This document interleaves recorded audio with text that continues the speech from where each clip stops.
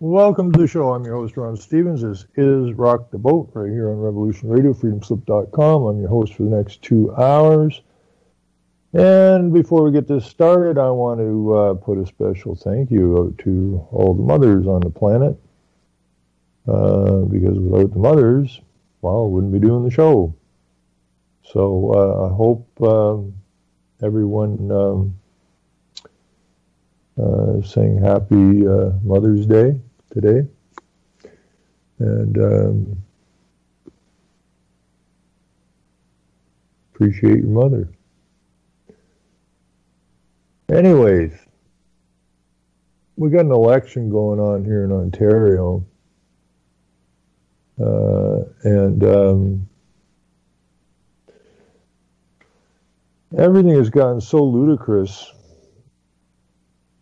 You know, the right is the left is the right, and well, they're all, I guess, what you would call left now. All pushing the globalist agendas. We don't even have, I don't know where there is a government anymore. I really don't. All the governments are pushing the UN agendas. And the UN was set up specifically to create a world government. And your government, wherever it is you are, has signed on all these UN agreements. And it's become international law. So, you know, if you think you live in a country that's so-called sovereign, you can pretty well throw that myth out the window, okay? We have a orchestrated world war going on right in front of our faces, and most people still don't have a clue what's going on. You know, and that's unfortunate. Although some people are waking up, more people are waking up, but you know, just to know that, oh my goodness, look what's going on, is not going to stop it. That's a given. They're going to roll over top of us here. So we have,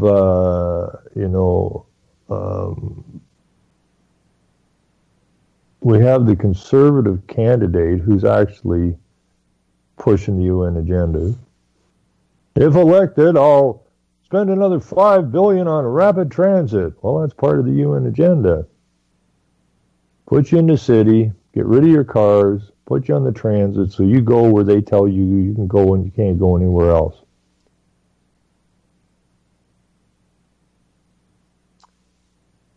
And, so he apparently was up north in a debate with the other two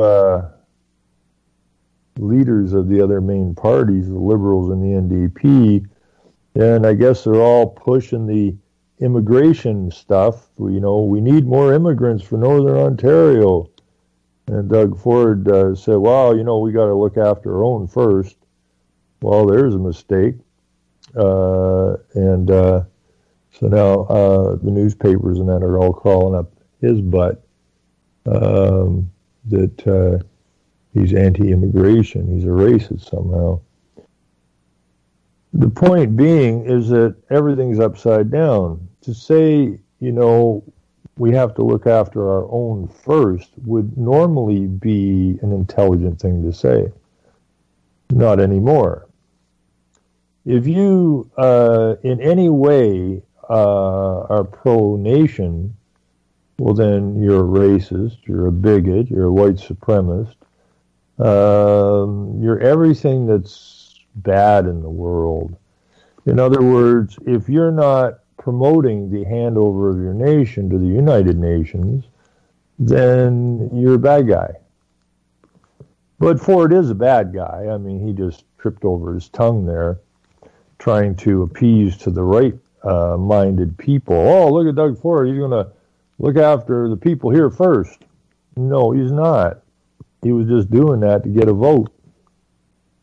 He's up to his behind and pushing the UN globalist agendas, just like every other major party. So, which still shows the ignorance of the people. You know,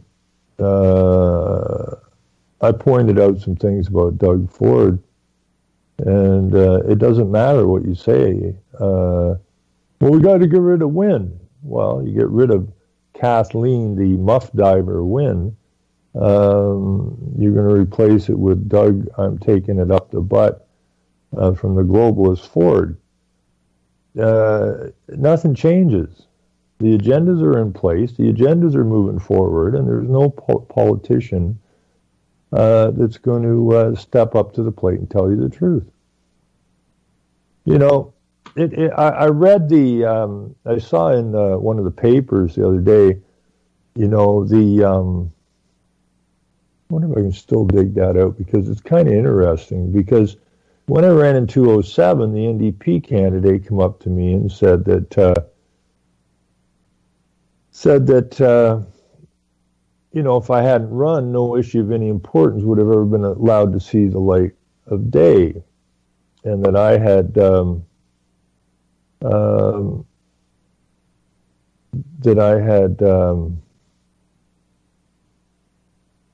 taken the real issues and threw them on the table and had everybody dancing from the get-go.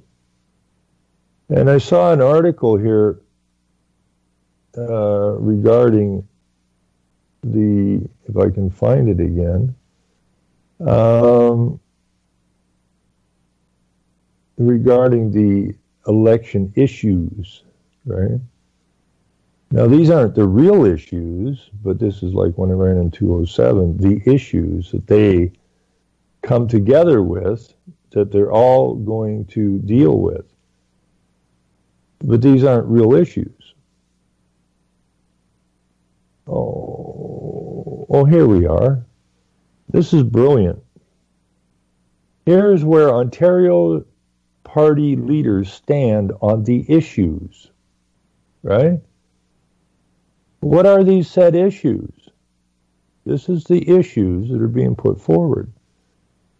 Elections are often defined by the issues, whether it is the cost of heating your home or how long it takes to see a doctor, or things voters most care about. But they're not the real issues.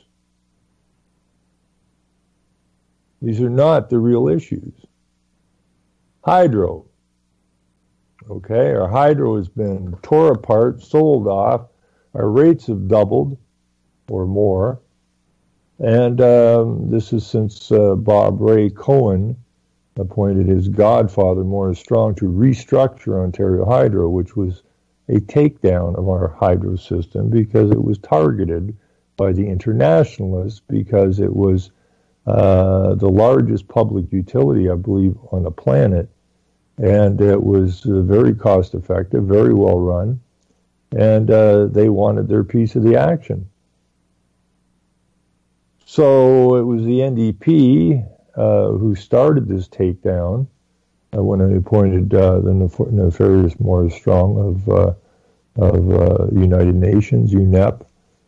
And so what do we got here? The Liberals continue a fair hydro plan of 25% rebates funded by borrowed money. Now, the Liberals said they were going to drop the price of hydro by 25%, which is fantastic, seeing as it went up 100% for no apparent reason. But the Liberals, no party, it doesn't matter who's in power, has absolutely no ability whatsoever to drop the hydro rates, because the hydro rates are set by the OEB, and the OEB is an arm's length board, agency, whatever you want to call it, that no politician, Not the Ministry of Energy, not the Premier of the province can tell the OEB what to do. So this is exactly right. So you say you're going to drop the price by 25 or keep it at 25% below market value. But you can't do that. You don't have the power to do that. So it's deferred at interest, at compound interest, no less. So you're not just not getting a 25% discount on your hydro bills or rebate.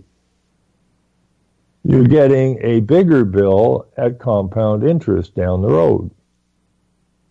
Progressive Conservatives want to add to the Liberal Fair Hydro plan by continuing to borrow money and divert dividends from Hydro One shares back to the ratepayers to reduce bills by an extra 12%. Now remember, our rates went up at least 100%. And they went up because of the work of the NDP, then the Conservatives who hooked up with Enron. At the very same time Enron was destroying the electrical system in California, they were putting forward the restructuring plan for Ontario. Well, what in the hell does Ken Lay and Enron have to do with the electrical system in Ontario? Yet Jim Wilson, who was the Minister of Energy at the time, was being flown down to Enron's head office to meet with Ken Lay. But the Conservatives now are going to do something good for you. They're going to drop it an extra, not 25%, but 37%. They're going to continue, if you vote for us, we'll continue on with the deferred 25% payment at compound interest, and then we'll even do better because we'll go another 12%. Now, Ontario already has approximately twice the debt of California. California has more people in it than the entire frickin' country of Canada, about 40 million people. Ontario has around 14 million people, yet our debt load is almost twice that of California. Now, the NDP, which started this whole scandal when Bob Rae / Cohen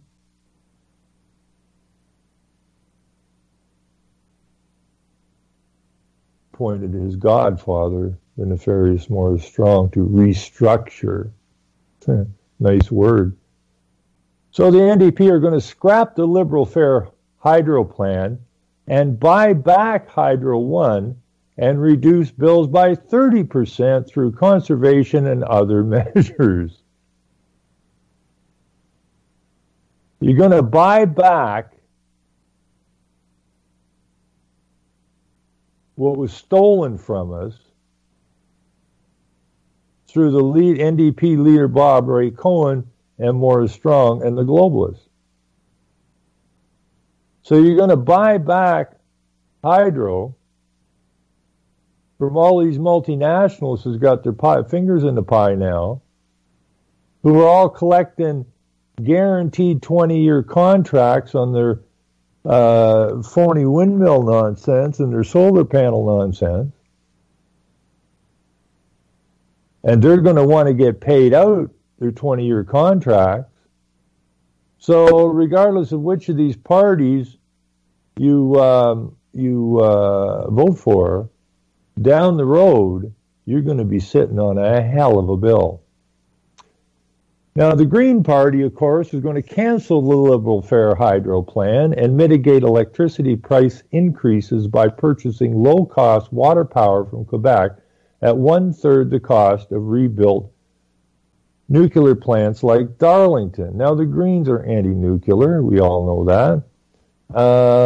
And you're going to buy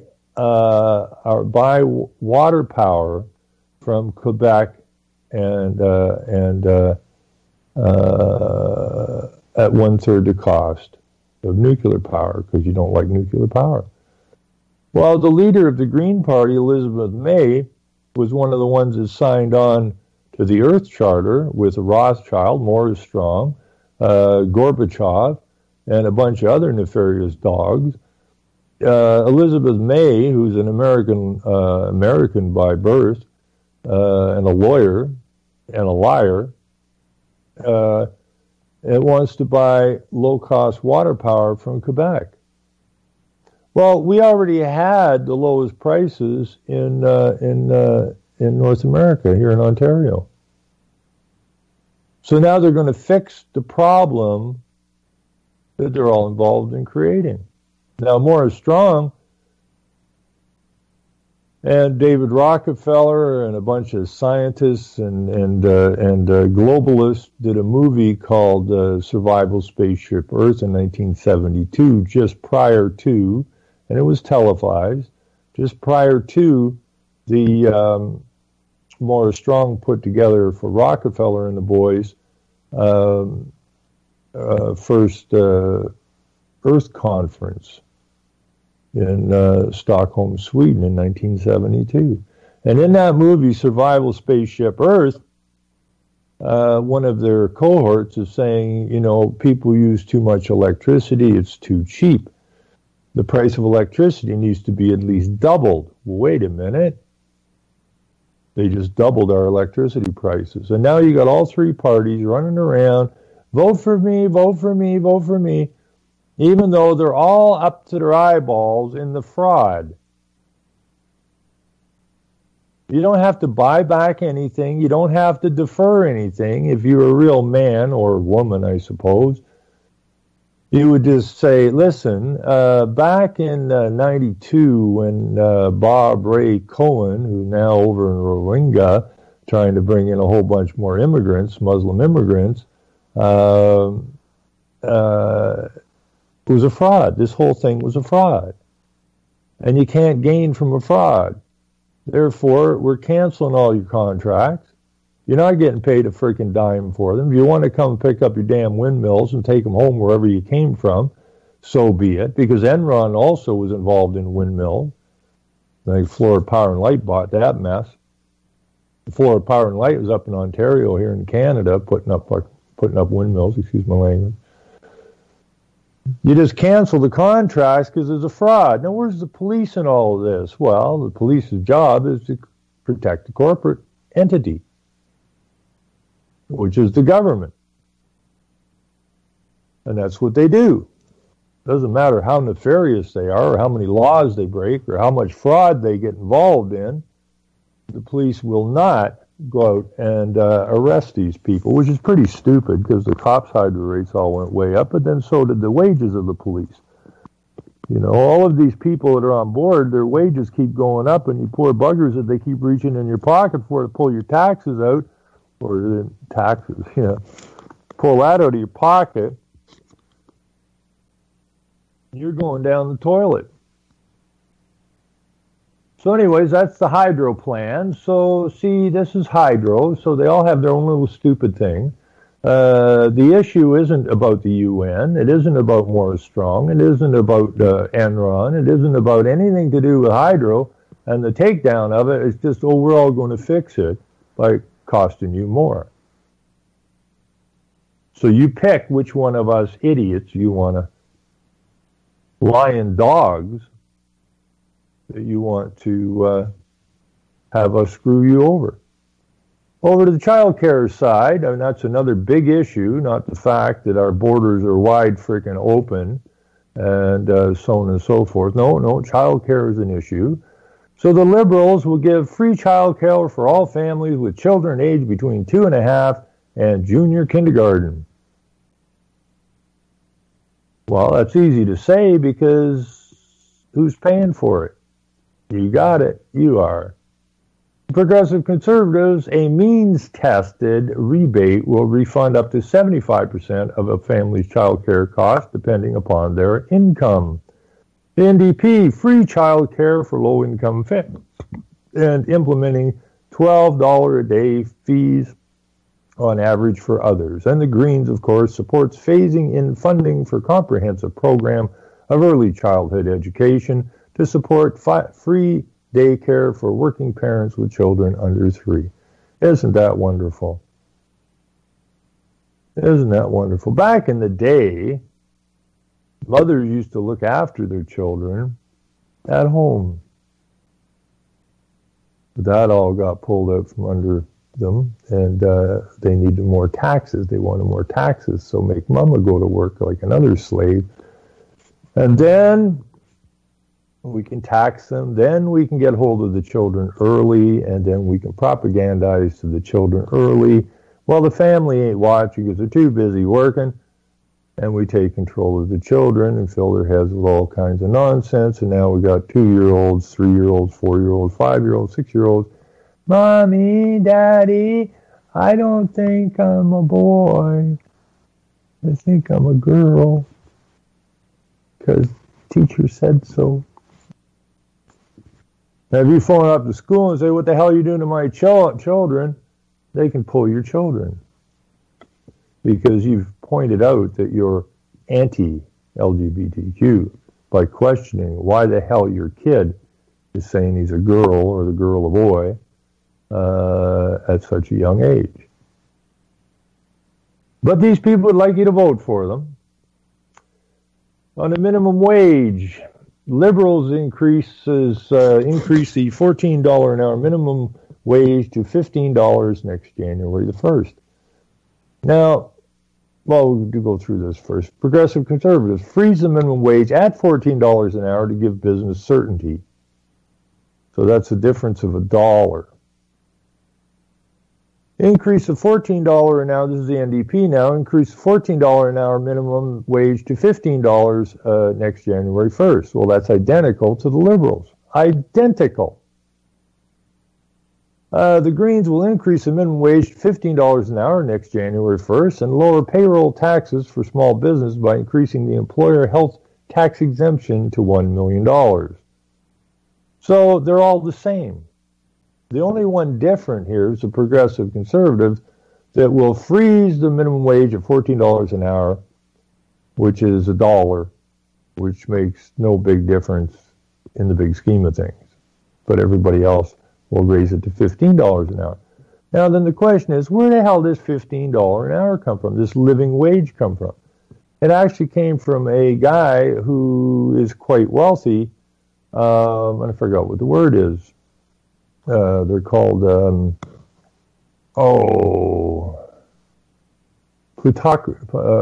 plutocrats.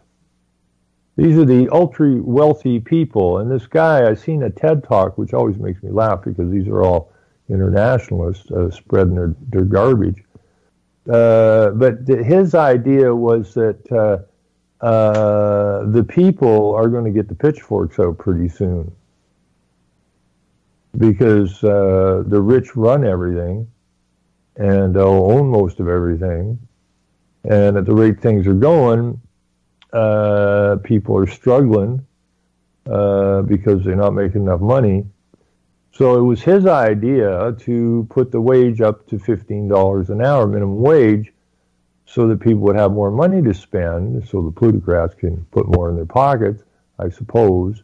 The whole idea was nervousness. If we don't do something, the people are going to get out the pitchforks and come after us, which is what the people ought to have been doing a very long time ago. So this $15 an hour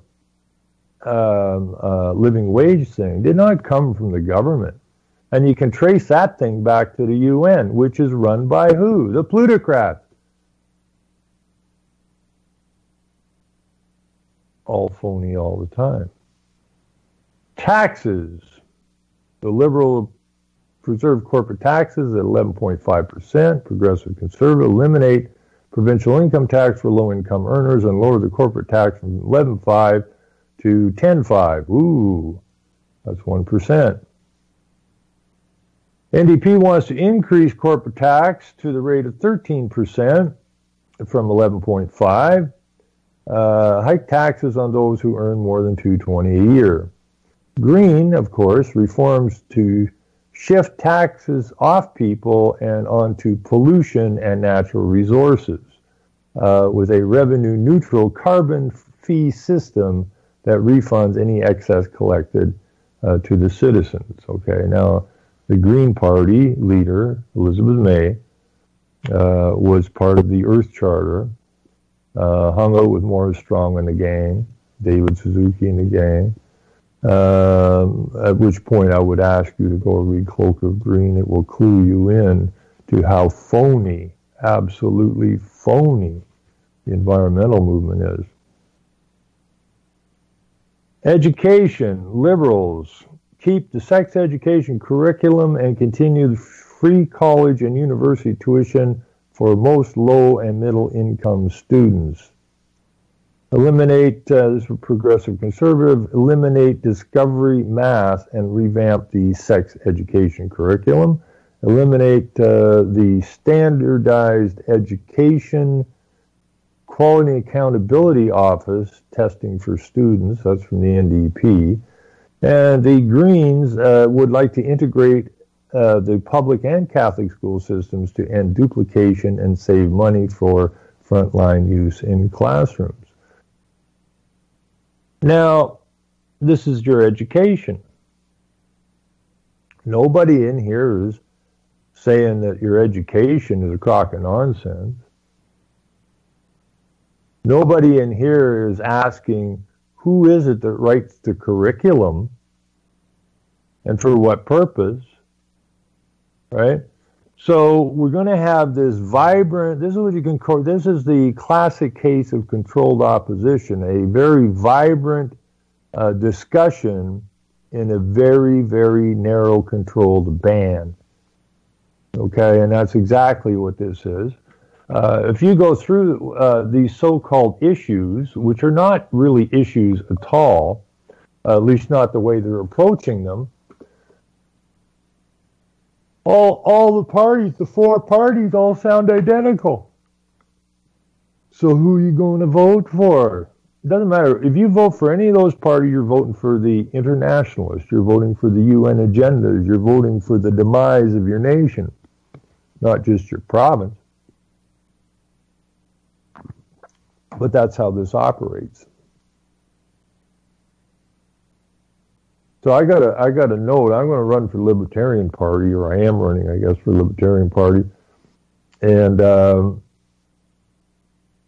got an invite from a high school the other day for F.E. McGill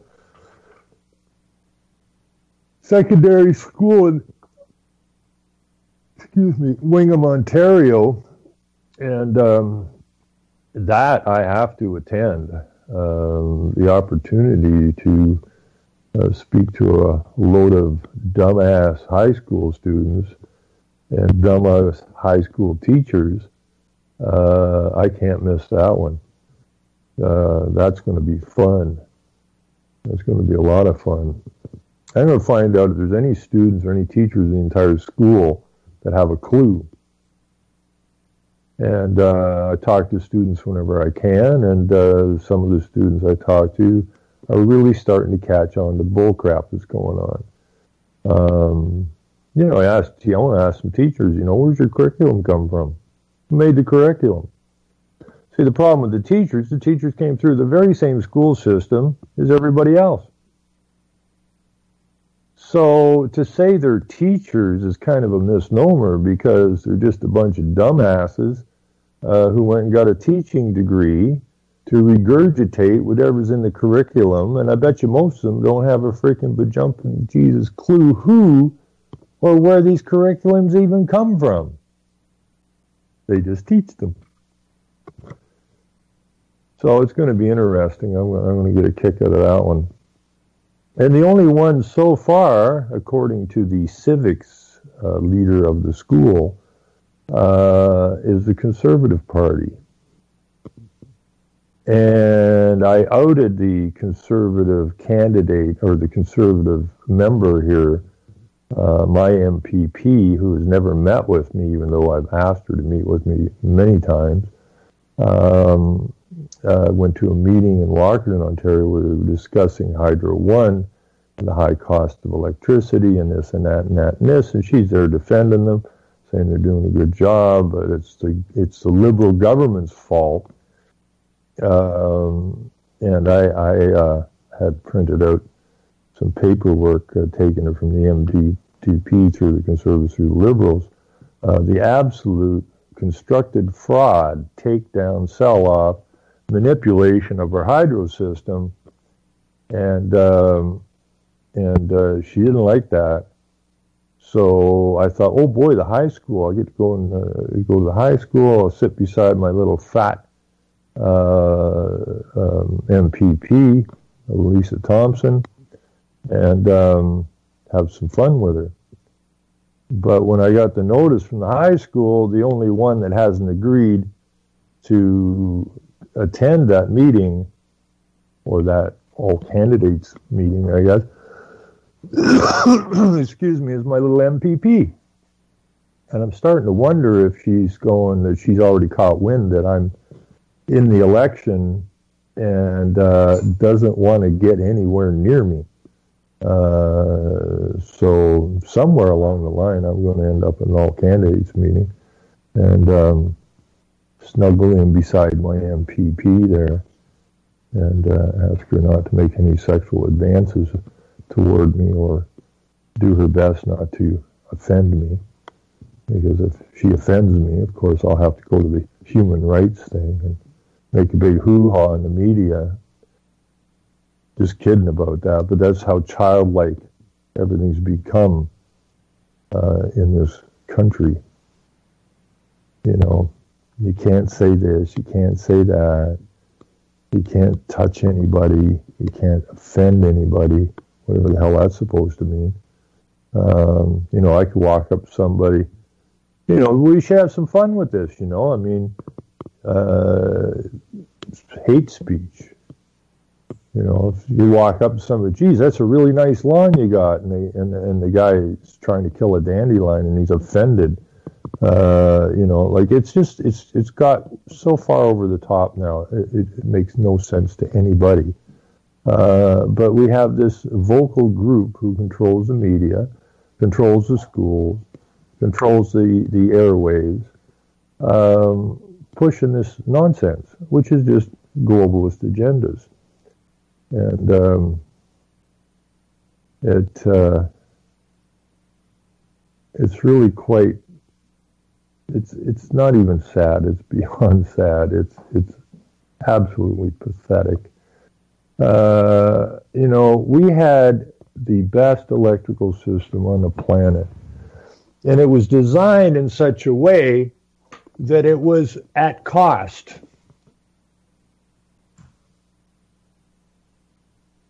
And for the benefit of the people and industry, to give industry a leg up, an opportunity, an advantage by having low energy rates. And now our energy rates have doubled. Our industry has all moved out of the province, which was the plan, to move it to China. And the East, where Maurice Strong, who was the man brought in to restructure Ontario Hydro by his godson, the Bob Ray Cohen, the same guy that was brought in to restructure Ontario Hydro. We shut down our coal plants because, of course, Maurice Strong was the head of UNEP, United Nations Environmental Program. Meanwhile, him and the boys over in China setting up the factories, hooking into the stuff, built 500 coal plants, and stated that nobody can compete with us because we have the cheapest labor on the planet. And then now that we've managed to get people to shut their coal plants down because, oh my God, the pollution will kill the planet, the very same people built 500 new coal plants in China to run the factories that they stole from us. And these parties want you to vote for them. Give me a freaking break. Now, but those are the real issues, but those real issues never, ever, ever show up in the media, never come out of a politician's mouth, because they all sold their souls, simple as that. And we are all suffering the consequences of that action. And we've never held them accountable, so we continue to suffer from their actions. What they've done is they've made people so completely docile that they're afraid to speak up. Well, you better lose that attitude, and you better lose it quick. Because we're just submitting to our own destruction and the destruction of those who come after us. And that's a pretty pathetic situation.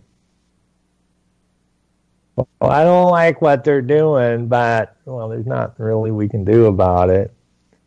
You know, I'm really angry with these political parties, but I better vote for somebody. I mean, we really have become a pathetic class of people. We in no way resemble our forefathers, who were extremely strong of the spirit, the mind, and the spine. We become like Jello or some other pathetic little mass with no spine, no spirit, no minds left. And now they're pushing the mental health game on you after the environmental game and after the LGBTQ game. Now it's the mental health game, and they are exponentially growing the mental health institutions to help you with your mental illness, which nobody ever seemed to really suffer from too much in the past, but now apparently everybody's got a mental illness. Well, you know, all this anxiety and that people put up with, they're working way harder than they ever had to before, and having less in their pocket at the end of the week than they ever had before, and the kids are being told they're not a boy, not a girl, they're this, they're that, the other thing. And they're being told that if they drink out of a plastic straw, that they're going to destroy the entire ecosystem of the planet, and so on and so forth. So they filled these people full of anxieties, and now, in order to help you with your mental health problems, we have probably a whole bunch of new drugs for you to keep you placid, stupid, weak, so that we can just continue doing to you what we've been doing to you, and in the end, we own your country. So it is a third world war, but there's no mistake about it. Only this war is spiritual, psychological. People think war has to do with guns. It doesn't. You are definitely in a war. The earlier wars, the plan of the earlier wars really was to get rid of the good breeding stock, to get rid of the intelligent, to get rid of anyone who had the balls or the spine or the mind or the spirit to stand up against what's going on in our nations today, weaken the stock down so that you could be manipulated easier because you don't know how to stand up. And that's where we are today. And you are in a war, and you better get with the program pretty damn fast. Or your offspring are screwed. Now, what time we got here? 12:41. I'm going to take a break at the top of the hour, and I'm going to try and get If you haven't seen this movie, I strongly advise that you. It's on YouTube. Go look it up. It's called "Oh Canada, Our Bought and Sold Out Land," and it was done by two brothers who were dropouts. I think one was a grade 8 and one was grade 9. And this is why I always tell people you got to ask questions, because if you don't ask the question, then you have no reason to go find an answer.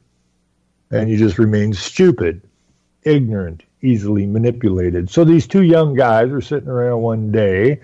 I met one brother, Rob, He was up at a friend of mine's place. He came up because my friend was a awfully deep researcher and ran into these guys, and Rob came up for a visit, so I went over and met with him and asked him, like, the movie's absolutely brilliant. It's absolutely freaking brilliant. So how did you come about doing this thing? Well, we were just sitting around one day and question came up, where's money come from?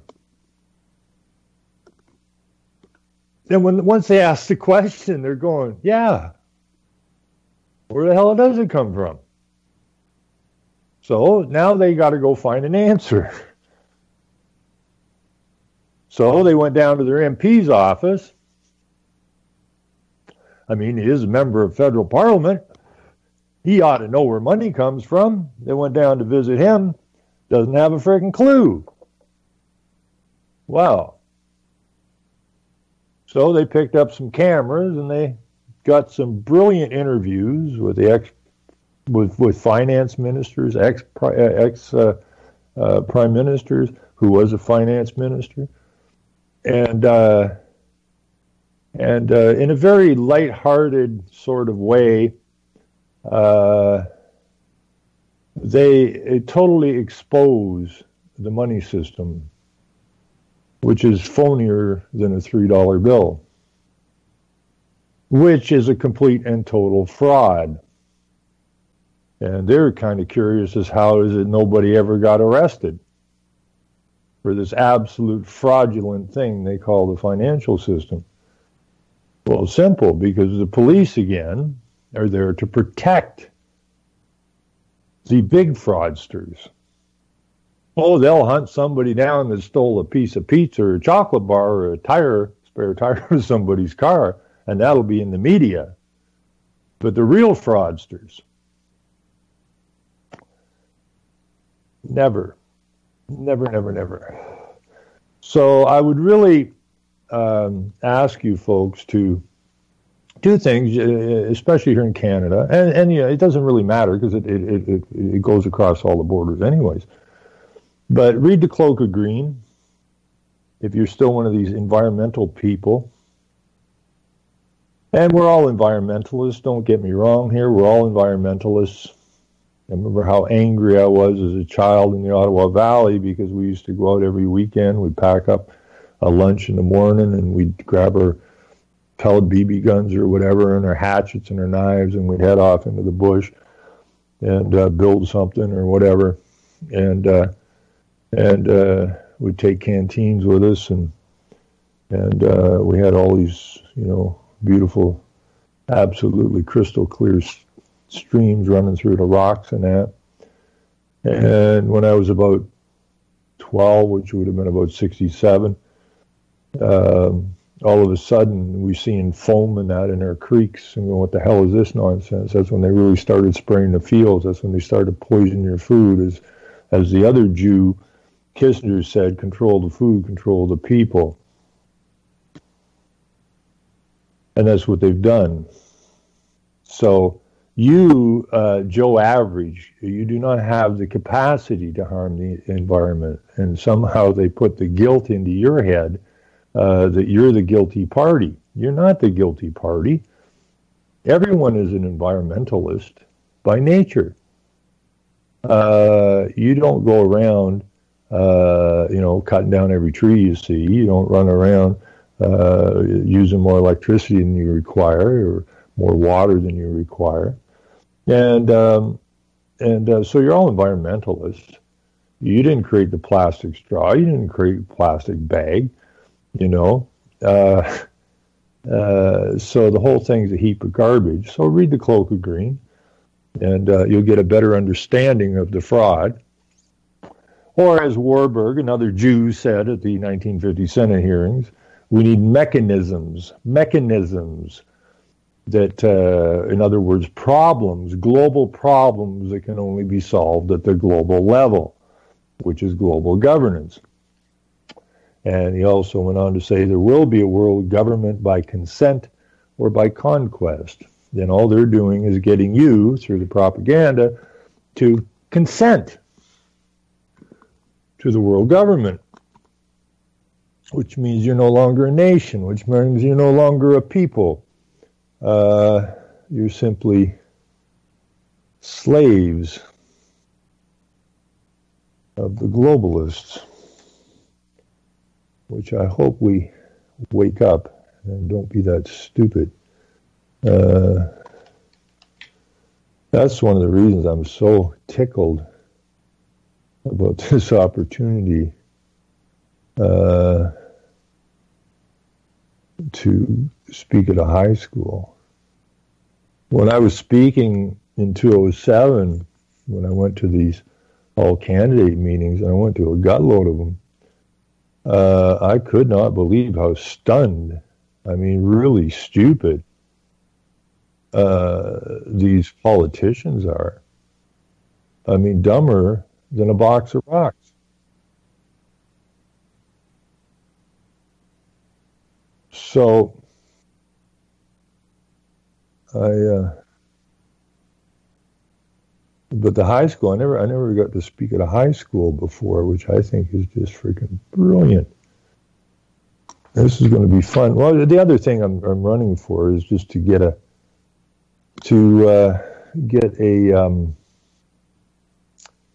drift of what the student body and the teachers are actually thinking. I think that's very, very important to do, and that's the reason I keep encouraging people to run in elections. Are the elections fraudulent? Absolutely fraudulent. You can't even vote. I mean, that's a given. You do not have the capacity to vote. You live in a legal system. The legal system does not recognize a man or a woman. They only have power over what they created, and they created corporate entities using your name. And that is who they deal with. You are simply an agent of what they created, because what they created can't do anything. It's just a chunk of paper. Okay, so they've attached you to it, but you can't vote. Okay? Because only the legal entity can vote, even though the legal entity can vote, because it's just a piece of paper. It's a proxy vote. It's a corporate vote. Okay, so, you know, this idea of not liking politics, I spit on politics, but you're never going to turn the minds of the people around if you don't run. When you run in an election, you have a voice. Okay, you're speaking to the people. As long as the people who are full of anxiety and know that they're being screwed over, unless some people who are willing to stand up and say what needs to be said, nothing's going to change. Not now, not ever. Okay, so it's absolutely important that you run, especially in the local elections, your municipal, county, state, whatever, not one. You need to run in the local elections, because every single city manager or town manager or CAO here in Canada, chief accounting officers, are specifically trained to implement the internationalist agendas, the UN agendas, into your local community without you knowing about it. So if you understand what's going on in your local community, the global to local, global programs being instituted locally, giving the power to the globalists, you understand that, then you need to run. Because that's where they're taking us down at, mainly. And of course, then your federal and your state or /provincial entities give grant monies to your local councils for helping to push the agendas. And that we don't stop these agendas being shoved down our throat, then we're done like dinner. So therefore you need to get up off your sorry butts and run. And say what needs to be said. Not a popularity contest, it's the Third World War. And it is most definitely a spiritual psychological war. So if you want a future for your neighborhood or your town or your city, you want a future for your offspring, then you have a duty to step up to the plate and say what needs to be said. And if you don't have the capacity to do that, then you have just proven the weakness of your spirit, your mind, and your spine. Okay, you're just going to sit back and get rolled over on. And that is truly, truly pathetic. Now, I'm going to try and bring my friend Chris or Duck in on the second hour here, if I can get him in here. His Skype's not working, and he's having all kinds of computer problems. I'm kind of surprised today because mine seems to be working. But I'm going to try and get him in somehow, because he turned me on to a movie, and I may have seen this some time ago. I don't even know how old it is or how new it is, but it's called Europa, The Final Battle. Now, Lake Canada, our bought and sold out land, lays out the financial system bare. You cannot not understand the financial system and the fraud that it is after watching Canada bought and sold out land. It is an absolute impossibility. Even if you're in a coma, you should be able to get it. It's spelled out logically, intelligently, and it's not just some rhetoric coming from somebody. These are actual interviews with finance ministers, MPs, MPPs, and so on and so forth. And they help spell out the fraud. In fact, at least, it's straight in your face. So that, and then Chris asked me to watch I watched part 1 last night. I guess there's 10 parts to it. Chris has been through them. I haven't yet, but it's called Europa, The Final Battle. And if the other 9 are as good as the first one, then I'm going to have to find some time and watch the other 9. And when I think about it, when the Bolsheviks took over Russia and starved out the Ukrainians, and when they were talking about, and I've read this before, where they came in and took all their food. Now, they were growing the food, they're farmers, but they would come in and remove all of their food. It got so bad, there was cannibalism going on. People literally starving to death on this wonderful, fruitful land called, I think it was the Ukraine, growing the food and then starving to death. But that goes back to control the food and control the people. Today, they're using a new method, okay? They're not stealing all the food from you. What they've done is they've replaced the food. They've taken the good, natural food and replaced it with garbage. And, more and more people are getting cancer. There's not enough food stuff in the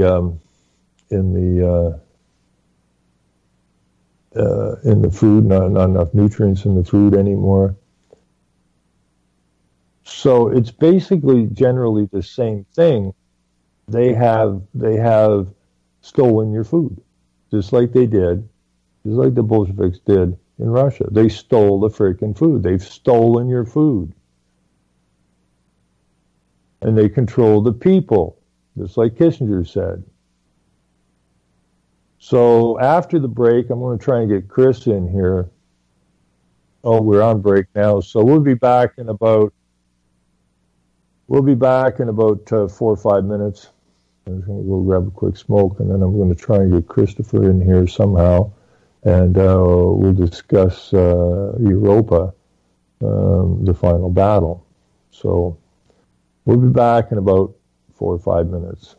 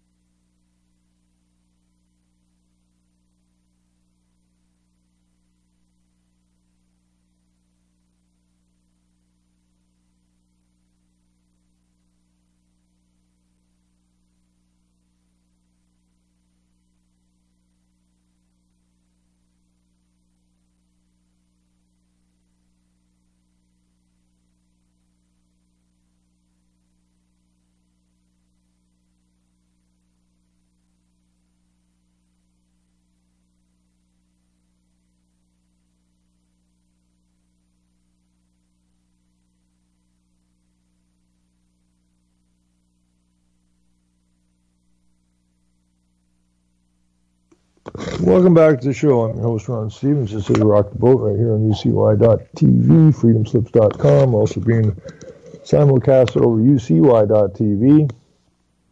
And before we go any further on this, I just want to remind everybody that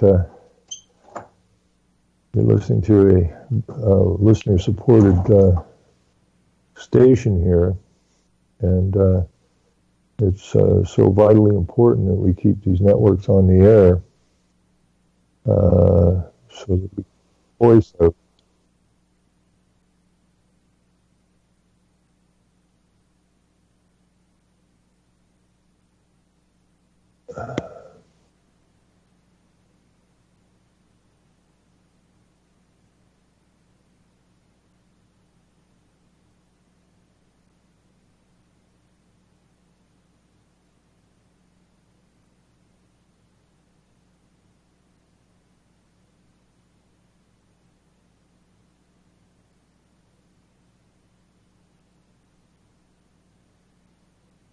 Okay, so anyways, we got to keep these networks on the air for the simple fact that if we don't, we lose the voice. We lose the voice, then we start to lose the war, and we can't allow that to happen. So hopefully the listenership on these networks is growing. It's the hope. And that the voices continue to speak to each other, continue to educate each other, so that we have enough people on board that we can stand up and say enough is enough. We ain't playing this stupid game anymore, and move on from there and take our nations back. They are our nations. They do not belong to the politicians. The politicians didn't build a damn thing. We did. They used our money to do so. And we've allowed ourselves to be hoodwinked and taxed into the garbage and into the ground. And that has to stop. If you want a nation, if you want a future for your children, then you have got to get engaged in the situation. Now, I'm going to make an attempt here to get my good friend Duck into the show, if possible. Hopefully I can pull this off. Hopefully he's home. And I'm going to try and catch up with him here.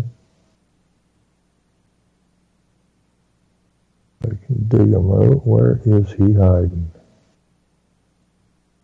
Oh, there's Chris in Kingston. So let's try and see if we can't pull this in. See if we can't get a response. So I'd really like to discuss this Europa, though, the final. Christopher, we got you?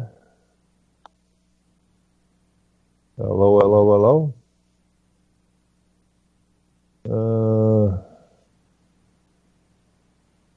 It's mobile. Let me try something else. Let's go down here. That one off. So let's go see if we can drag him in another way. Hopefully.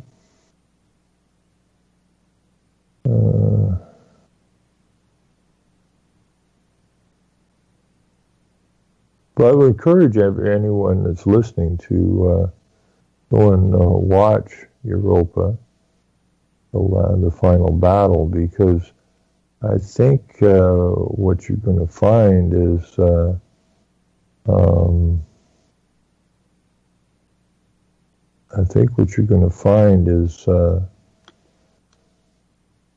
some history that so many people don't have any idea about. It wasn't the history that was taught to you in the schools. This is not likely going to work. It might be mind-boggling for a lot of people because they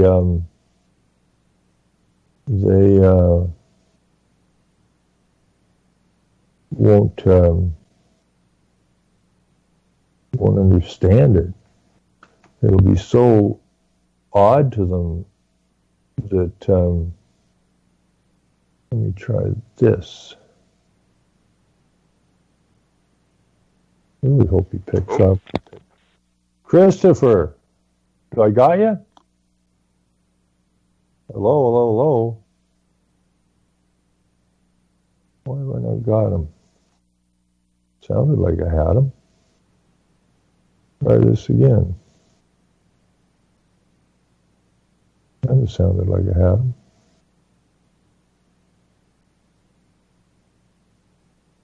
Huh. Hello. Yes. So I got you. You have me, my friend. That was a lot of work. But we got you. It was a lot of work. But we got you. So that's a good thing. Seems to happen when people do nefarious things to your otherwise broadcasting possibilities. Actually, this is the best my computer has run during a show in a very long time. It's got me spooked. Usually everything bogs down and gets screwed up, but today everything seems to be running fine, which worries me. I don't know. Yeah. The calm before the storm. Yeah, so how you doing? Well, I got the boys out working on a car. Good. To get ready for tomorrow, and I'm monitoring them and listening to your show. Oh, well, I watched. I did watch the first episode of. I was so freaking tired last night. I did listen to the first episode of Europa: The Final Battle, and I didn't see anything in there that I really couldn't agree with. But I think most people, having gone to a regular school, would go, say what? You know, like this isn't what was taught to us in school. Have I still got you? Well. Oh, yeah, okay. Yeah, the beginning of it, like this is, I believe it's a creation of Michael Walsh, who's been a guest on your show a couple of times. Yeah. He is mentioned, I think, in episode 4 or 5. Now, this is long. I mean, for anybody that wants to really spend the time.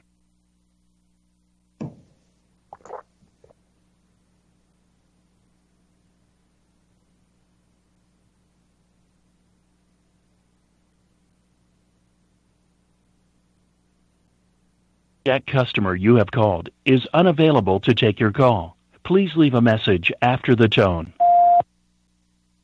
What the hell's that all about? You know, I lost Chris again. What is going on here? I'm going to have to try this again. Try it again. Where did I find him? There it is.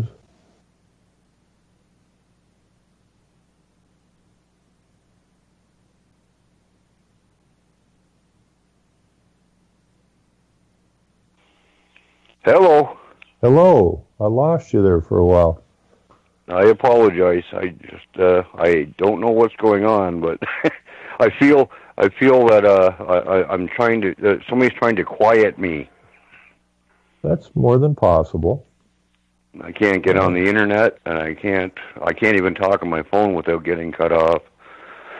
But I'm sure it's just a glitch. However, I don't know what you've been speaking of since I last left. Well, I was just trying to catch up with you again. But no, just continue on. It's a long series, yeah. It is, and it's watching. Is it worth watching? The other long video I watched, and I got everybody telling me, "Oh, that's just propaganda," was Adolf Hitler, the greatest story never told, which I'm sure most of your listeners are familiar with. That was a good one. And I kind of postponed this because it is so long, and I do a lot of research. So I decided the other day to delve into it, and then once I started, I couldn't stop. I had the odd break, but I managed to get those 20 hours in a 48-hour period. Yeah. And it blow your mind. What I was trying to explain earlier is it's something you would teach in high school, but you have to do it one episode at a time, and then have them take an exam on, or do a project on, or discuss. You can't just sit there and watch the whole thing, as a young man. In my opinion, well, I don't think it's ever going to get taught in a high school.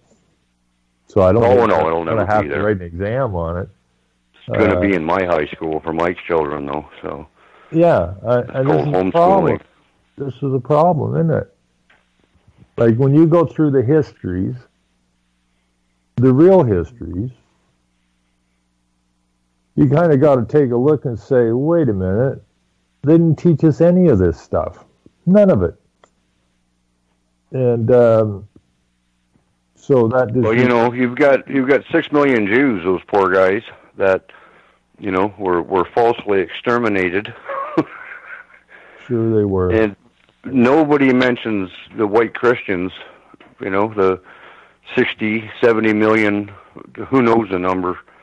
We're talking at least 50 million white Christians. Yeah. That were slaughtered and massacred, genocided, and not a peep. Not a peep. Not a word. That's pretty amazing. This brings it out. And then when I show it to people, well, this is still, it's not new to me, but it's something I haven't given out much. But to the few people I have that I'm trying to wake up, they still, without even looking, they just say, "Oh, that's just another propaganda piece." And I say to them, "You've been propagandized your whole life. Yep. So for you to hear the truth, it's just they're too far gone. That's that old Psych 101 thing. Like once the mind has accepted the lies of truth, it's damn near impossible to throw at the line except the truth. Yeah. And it's difficult, but more and more, this thing with Monica Schaefer, I think, is helping people to come to some new realization. Something ain't quite right, because here's a fiddle player lady from Jasper, Alberta, who actually accused her parents of not stopping the Holocaust against the Jews, only to realize later that there wasn't one. And and because she'd been propagandized all the way through school, and she didn't. She had a problem with her mom and that, like, why didn't you do something? And the mom's going, we didn't know nothing about it, right? Because it wasn't there. Well, why didn't you know anything about it? Well, we never heard about it. Well, how do you kill 6 million people and not hear about it? Well, that's a good question. So Monica went and looked up the answer. Mama didn't know about it because it didn't happen. So then Monica, once she realizes the whole thing was a fraud, she starts speaking out, goes over to Germany to watch somebody or whatever she was doing over there, is sitting in the audience, gets pulled out of the audience, thrown in a high-security prison in Germany. And, of course, our government was there the next day rapping on Germany's door, let her loose. Oh, no, they didn't do that, did they? No, the government didn't say still there, right? The government didn't go on and go after her and get her out of there, did they? Because such a soft-spoken woman, so gentle. Yeah, I know it's not. And so that's just more proof that. But again, when they do something like that to people, then it tends to scare people. And they just fall back into that. They don't hear what she's saying. She's one of those Nazi sympathizers, right? She's a Holocaust denier, and so on and so forth. She wasn't a Holocaust denier, right? She was propagandized in school. She believed in the Holocaust. That's why she kept bugging her mom. Why didn't you do anything about it? And it wasn't until later that she realized that, wait a minute here. Something ain't right. So she went and did some investigative work and found out why Mama didn't know what was going on because it didn't go on. So she spoke out. And, this whole anti-Semitic nonsense is if anybody speaks out, then you shut them up with this anti-Semitic nonsense, right? And now she's sitting in a high-security prison in Germany. And she's been there since, January? I think it was January that she got thrown in there. Somewhere in there anyways. Been there a long time. And she plays a fiddle. I mean,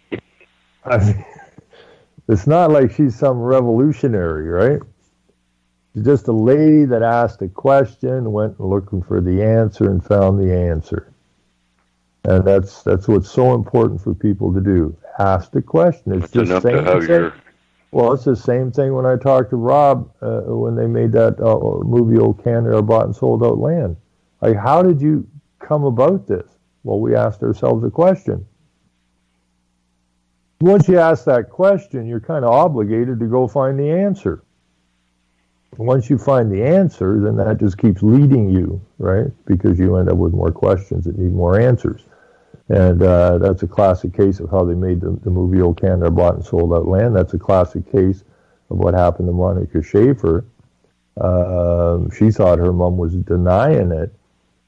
Monica went from a Holocaust believer, thinking her mom was the denier, and then realizing that she'd been lied to in school. And now she's got an obligation.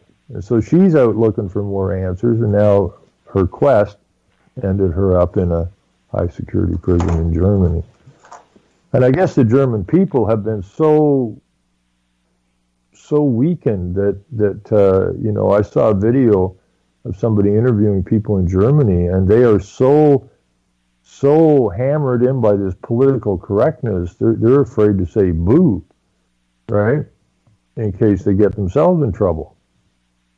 And as long as we remain in that mindset, we're going down. If you're that weak that you can't say what you need to say, then there's no hope. And the only way you're going to have hope. Well, that's why, like with Europa, again, you and I are very familiar with 90%, maybe better, of what's in the video. Yeah. But I mean, I learned a few more things, and you always learn. But they do, they discuss the Kalergi plan, which is legitimate. Did you real. mention that in there as well? Oh yeah. Oh, they go through everything. So this is a very detailed. That's why it's so long, because there's so much to tell. Right. So it's all the lies that have been told to us since we were born. Yeah. You know, they try to. Yeah, it's. Because the first one just goes through. The first one goes through. You know, the takedown of Russia and that, right? Trotsky's white niggers. Yeah. Yeah, and so I wasn't and that's sure. Michael Walsh wrote a book on that, and that's when we had him last on your show. Right. I recommend people get a copy of that and read it. Because and when you watch the video, I got to tell you, viewer discretion advised. Well, there's some pretty ugly. There's some violent pictures in that. I mean, the things that these Jewish Bolsheviks did to the white Christians, and they got pictures that are just sickening. And it's incredible that people, you know, would do that to another. Then again, the average person doesn't get to. They don't understand. They don't get to see it. They don't look for it. No. And be honest with you, some of these pictures you don't want to look at. It's pretty grotesque. The things that they did with poles up. Yeah. Yeah. I mean. Well, I saw the one where they pulled a small intestine out and then whip the guy and have him running until he unravels. Yeah, yeah. You know, it's pretty ugly stuff. That was one of the better, you know, the more favorable torture techniques that you would like to have. Yeah. Based on some of the other stuff they did. Well, I always find the quotes very interesting, right? You know, some of the quotes that are put forward are very interesting, and they're very real about the plans and that, and how vicious the program was. But no, I already knew about the Ukrainian farmers and that having their food stolen from them. When I was listening to that last night, I thought, okay, what's the difference today? You know, they physically stole the food. And removed it, so they had nothing to eat. So the Ukrainian farmers starved to death, even though they just went and removed all the food from them. And when I got thinking about it, I said, well, it's the same thing here now, except they're not emptying all their stores and removing all the food from us. They just took our food and replaced it with poison. You know? So they've really taken our food. You know, they took all the seed and locked the seed up. We can't get seed. You know, I would just one thing that I would really like. I would like to have a banana with the seeds in it. You know, like they took all the seeds out of everything, right? Like a banana isn't the same texture as a banana. It looks like a banana, just like a tomato looks like a tomato. But most of our stuff has been so genetically screwed over with. It's not really food anymore. It looks like food, but it's really not food. And that's making people ill. So it's the same thing. I had a farmer here yesterday, and he bought 4 tires. My son had purchased for his car, and they ended up being the wrong size. But they were like brand new. So anyways, he came over, and he bought the tires. And I had a discussion with him because it comes to turn out that he calls himself a hobby farmer, but he has about 100 acres. And I asked him, you know, the obvious questions.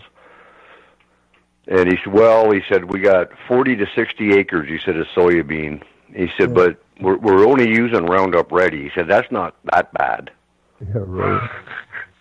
And I went, you do understand. I said, you understand the concept of all this. And he said, yeah. He said, but I got to be honest with you, Chris. He said, if I was to do it conventionally, I can't afford it. Well, I said, so you basically had to sell your soul to make $1. Yeah. You know, I didn't mean to be so blunt, but that's, you know, I said, before all this happened, I said, we used to grow our own food, and it wasn't that big of a deal. And he said, yeah, I know. He said, my great-grandparents did that. My grandparents did that. He said, but as time progresses, he said, this is the way it is now, and this is what I have to do. Yeah, they've taken. He knows Michael Smith too, apparently. Yeah, but what they've done is they've taken our food system away from us, right? So that they've made it really difficult for anyone to actually grow real food. You know, they put the commodity prices down. Well, that's what it was. It's money. It's money. That's that's all he said. Yeah. He said I would gladly grow real conventional food. farm. Yeah. He said I cannot afford it. No. I have to do it this way. And I said, well, who made it that way?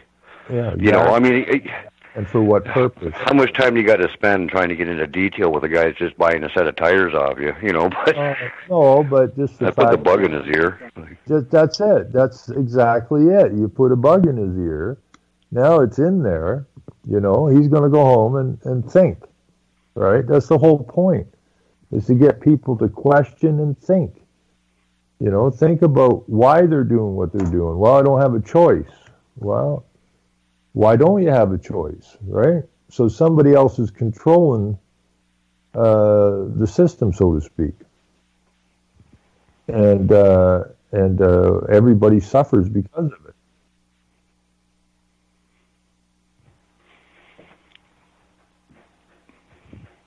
Did I lose you? No, I'm still here. Oh, okay.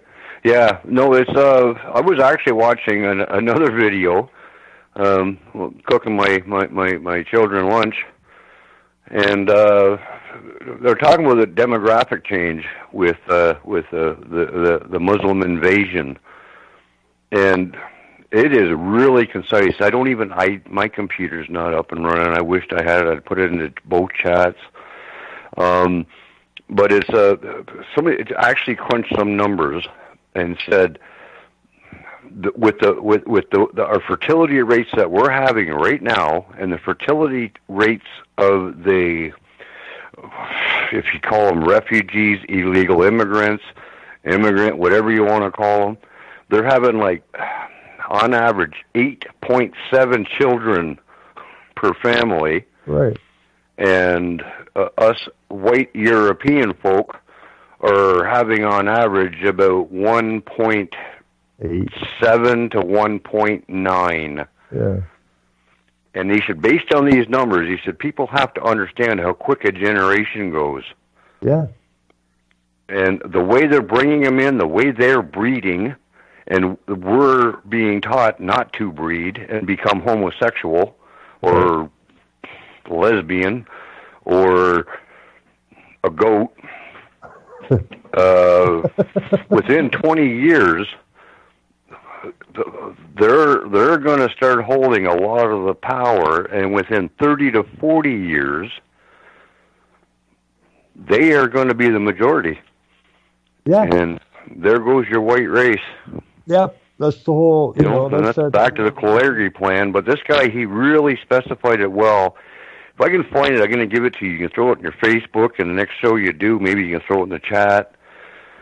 But I looked at those. He really brought it home with, like, you don't realize how quick this is going to happen.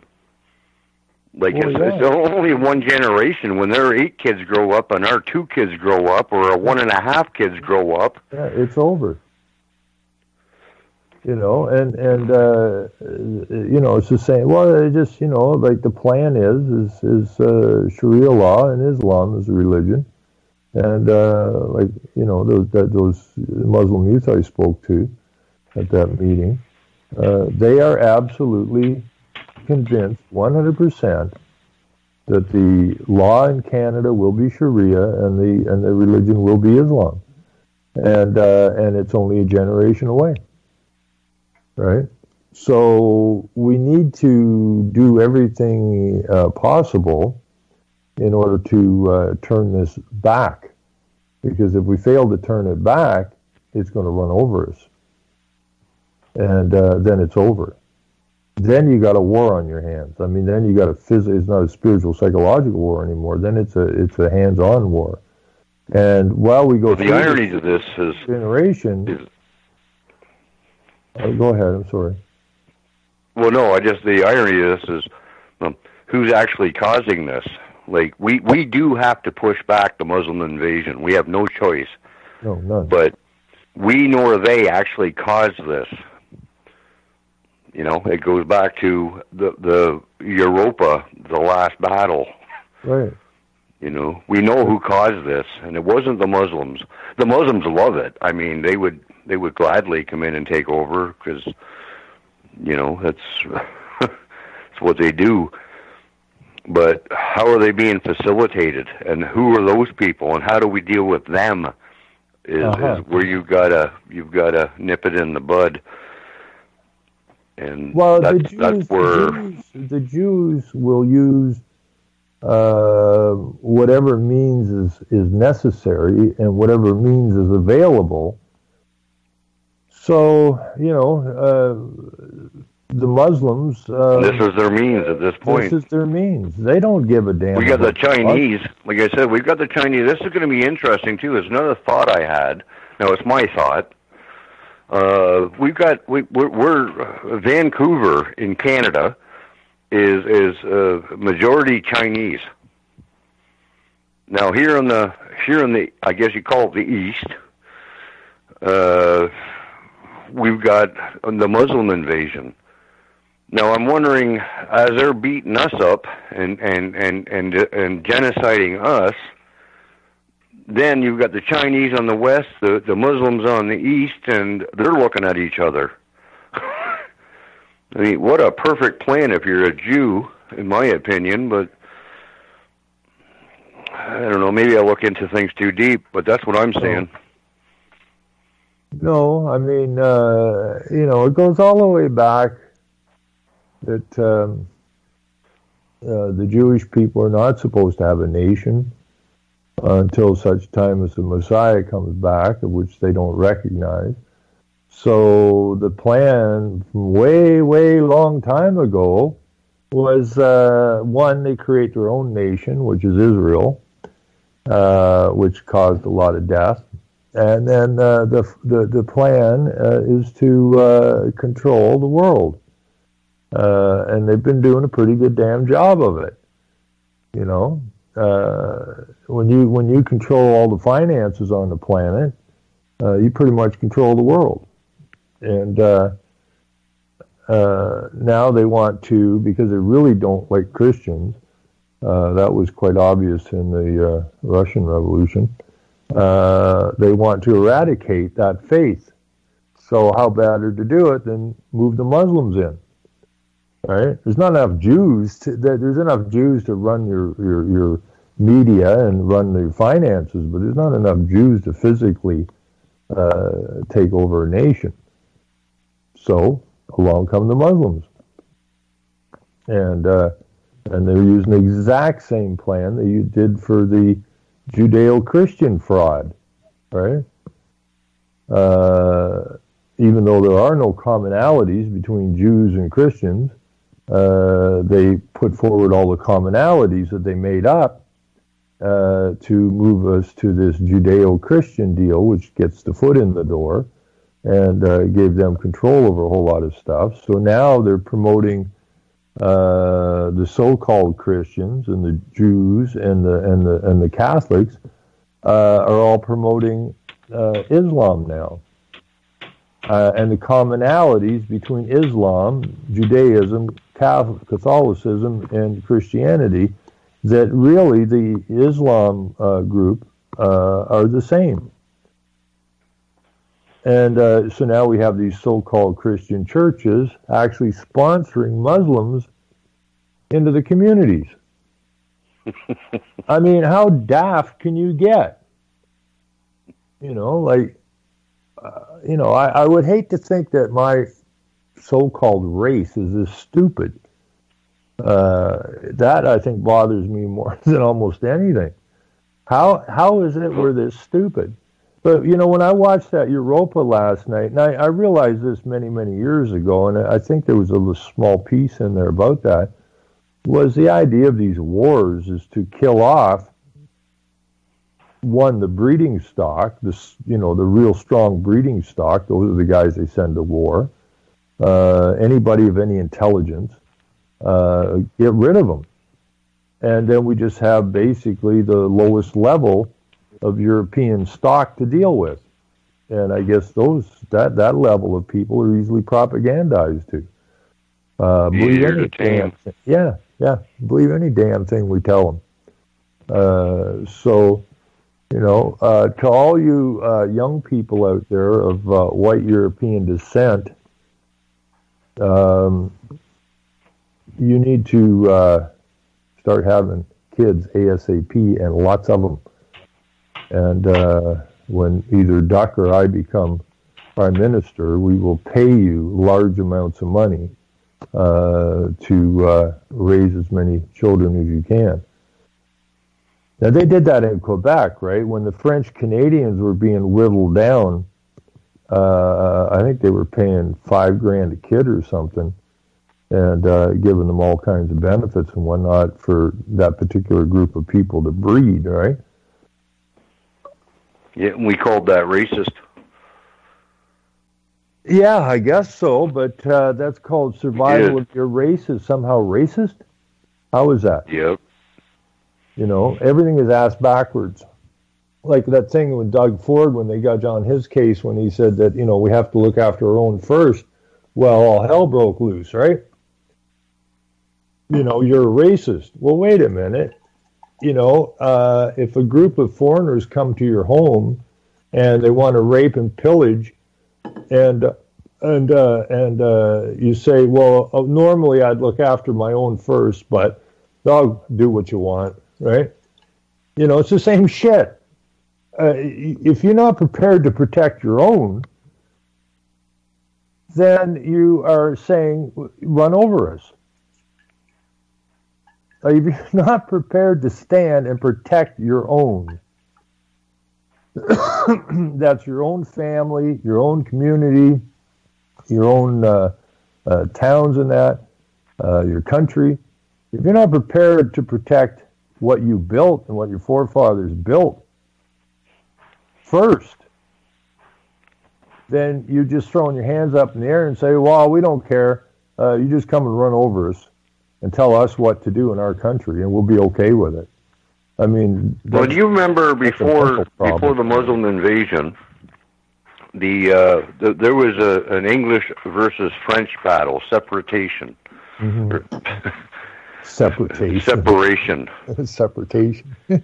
I like it. Yeah, whatever. Yeah. Well, no, we can use that. There's probably you can form that into. But if you remember that,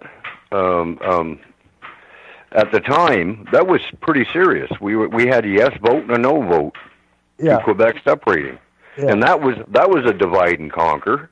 Yes, it was. And then, now if that wasn't bad enough, we had some smart, intelligent people go in and speak with the French and say, you do realize what's happening here, and it was explained, and that's why they didn't separate, because they realized the end game. Well, that's all been forgotten now. Now we're dealing with Muslims.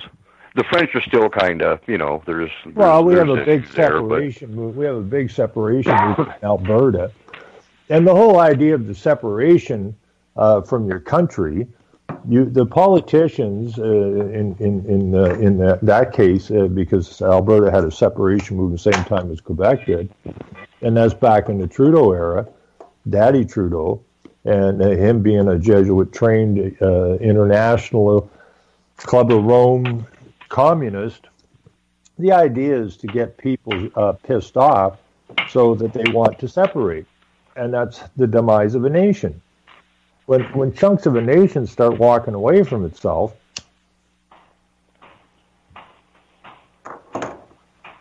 then the nation falls apart, and that's the whole plan. Death of the nation state. Yeah. If we do it through certain sections separating in that, so be it.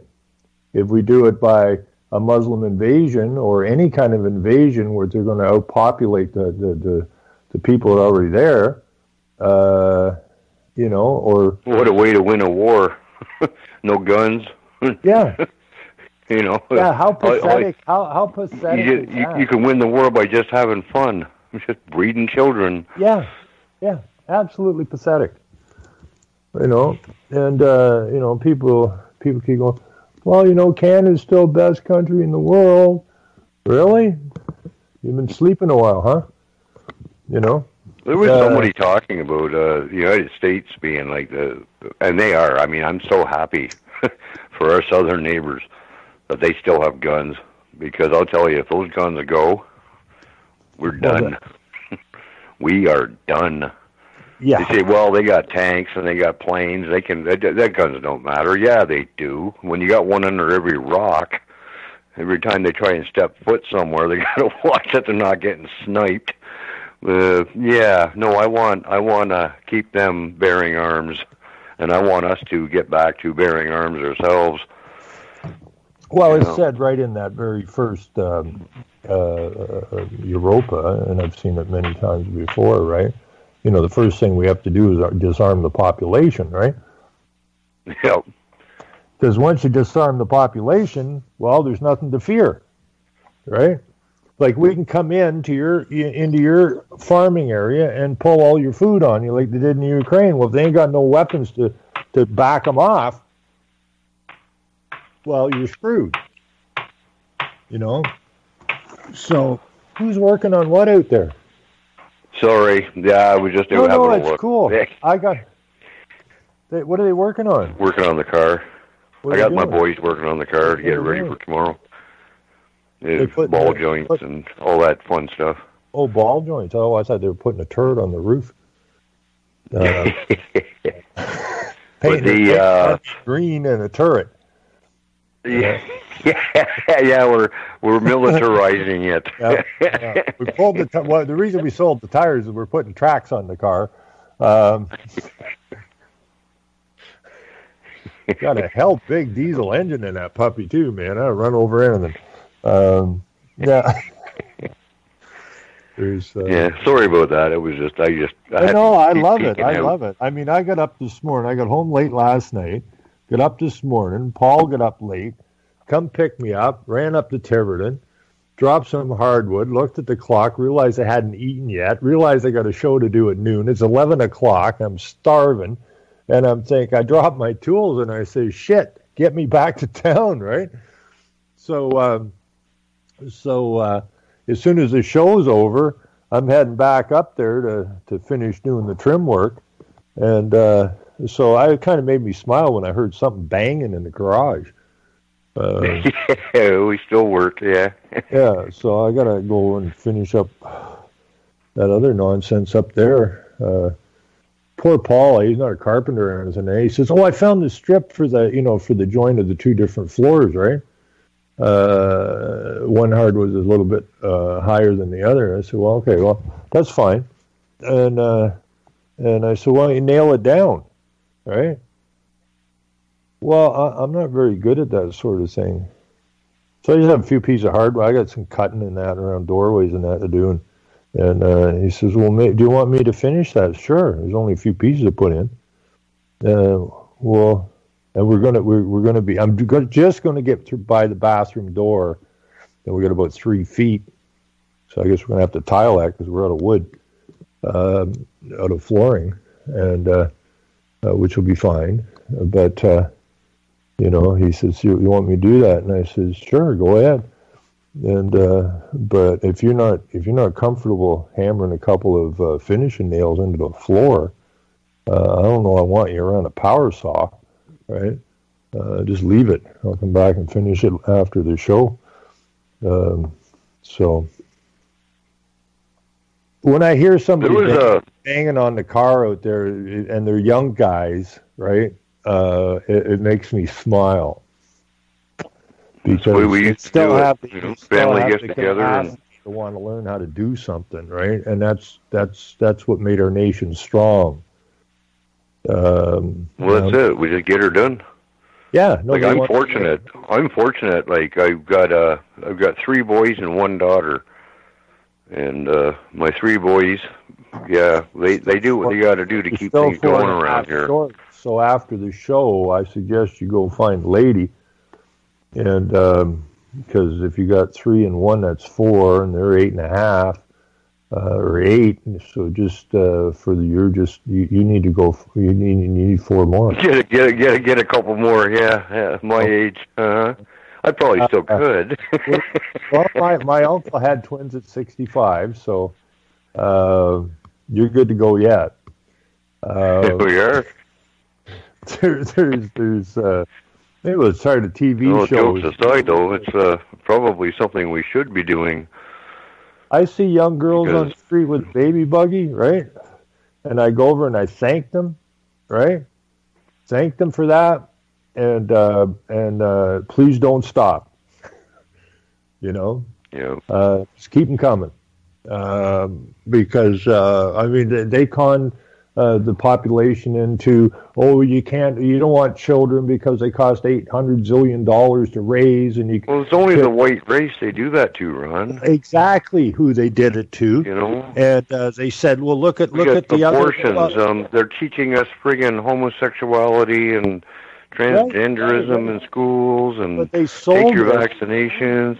That's all for the white people. Well, except for Gates is doing it in Africa, but. Right, but I mean, with the vaccination part, but I mean everything else. I mean, all these gender fluid studies, and it's all geared towards white Europeans. Well, yeah, and they're getting our women so that our women don't like white males because, well, you look at your advertising on television. Yeah. It always shows a strong black man putting on deodorant and this wimpy white guy beside him that doesn't have a brain, asking him stupid questions. I mean, it's just the propaganda is so. I can't watch it. Yeah, well, I don't either, but I watch it like on YouTube. When people do, skits on the ridiculousness of it. That's what I watch. Yeah, but what they did with that particular propaganda was that they were showing telling you about these, the third worlders that are having like 8 kids, and look at the poverty they live in, and we don't want to go there. You want to enjoy your life, so you should, instead of having a kid, go buy a boat, right? Instead of a kid, go on lots of vacations, right? Because look at these poor people living in the dirt over here. Well, now they're bringing all those people that lived in the dirt over here, telling us that, well, you guys didn't have enough kids. Well, wait a minute. You told us that not to do that because we'd end up like them, and now you're bringing them here, and we're going to get outbred, and then there's going to be a dirt hole again. Well, exactly. That was the big plan. You didn't read our plan, right? Well, and then... Like, did you hear about the goes back to who built the country up, and then they come over. Like I said, I keep going back to Zimbabwe, which is now Rhodesia. Yeah. That was one of the most pristine, beautiful countries in the world. Well, actually, Zimbabwe's also brought up in that movie, "Oh, Canada Bought and Sold Out Land." And now you look at it now that the white man has been kicked out, and all the stuff that the white man built is now slowly going to rubble. Well, that's the whole point. Well, not slowly. Point. I mean, it is pretty much rubble now. The whole thing is to deindustrialize. What do you think is going to happen here, and what do you think is going to happen in the States? Yeah, the whole idea is to deindustrialize the entire world, right? Yeah. So now you're back to nothing again, right? And it's a pretty poor deal. That we have to get turned around somehow. Well, that's why I promote these longer documentaries. I generally find are the better ones. Well, I gotta give it to you. Most people have like best 5-minute. What do you call it? 5-minute attention span. Attention span. Right. Any video over 5 minutes, people can't deal with it. And you keep sending me these god awful long videos, right? And I'm like, oh shit, But I got to thank you for it because it's true. I mean, most of this stuff I studied a long time ago, but like even that going through. I mean, I'm going to go through these videos of Europa: The Last Battle because one, it's a refresher course. It really brings to mind how important this is and how badly we've been manipulated and lied to. And so And it's actually, if the rest of them are as well done as the first one, you know, I'm in. You know, because the first one was very well done. And they are. They're just not suggesting that any of them are worse than another. I around part 3 it gets a little slow, but only if you've already researched this stuff over and over and over and over again. But for the uninitiated, to the average person, this stuff is just like wow, mind blowing. Yeah.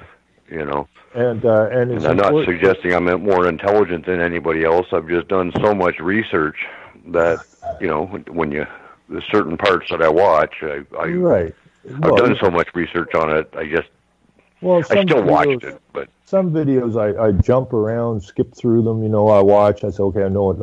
I hop ahead a few minutes and you know. But I was really tired last night. And I told you I was going to watch it. I'm thinking I just want to go to sleep, and I thought, screw it.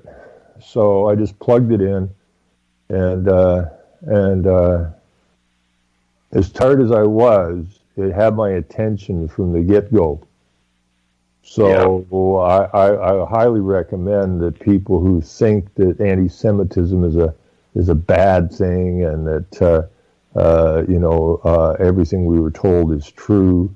In the schools, I really highly recommend that you take the time, and if you've got kids in school, I would ask that you watch this series with the kids and ask the kids to maybe ask the teachers why we were never taught any of this stuff. You know, we got to get that thing going where people are asking questions, right? Oh, we should make a disclaimer here as well. What? We're not getting any money for anybody watching that video or Adolf Hitler, the greatest story never told. We don't get compensated for advertising them. Just to make that clear. We don't? No, I didn't tell you yet? Oh, crap. I should have told you. That's probably why I'm... Yeah, I'm sorry, Ron, but you're not getting paid for this. As the show's over, I'm going to put the rest of hardwood down, right? Because I'm rolling in dough, man. It's rolling in the dough, you know? That would be... Well, that's what I'm saying, though, with this series, like, in 10 parts, even with my youngest son, who is the most intelligent in understanding what is really going on, I can't just throw it all at him at once. You know, I'm going to say, okay, watch part 1, and then give me some key points that you noticed, and let's discuss them, and then we'll watch part 2. You know, and this is going to be it'll be slowly over a 6-month period. I'm kind of trying to put it in like you would do in school. Question everything. Oh, we're done. Radio for Intelligent. All right, well, thank you, Ron. UCY.TV. Much appreciated. We're out of time. Thanks for tuning in. Thank you.